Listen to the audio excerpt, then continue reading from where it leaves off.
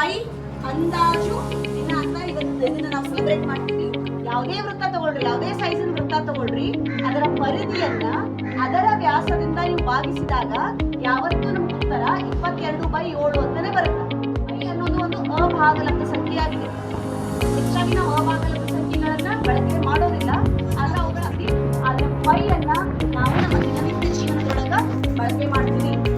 Pi ದಿನವನ್ನ ನಾವು March 14ರಂದು ಆಚರಿಸ್ತೀವಿ.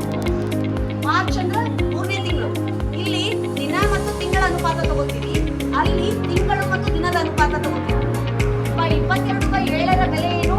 3.14 ಅಂತ ಬರೀತೀವಿ. ಇಲ್ಲ 3.14. 3 ಅಂದ್ರೆ ಮಾರ್ಚ್, 14 ಅಂದ್ರೆ ದಿನಾಂಕ. ಸೊ ಅಲ್ಲಿ ಪೈನ ಬೆಲೆ 3.14. ಅದನ್ನ ನಾವು ಪೈ ಡೇ ಅಂದ್ರೆ ಮಾರ್ಚ್ 3 ಆಚರಿಸ್ತೀವಿ. ಇವತ್ತು ನಾವು ಆಚರಣೆ ಮಾಡೋದು ಪೈ ಅಂದಾಜು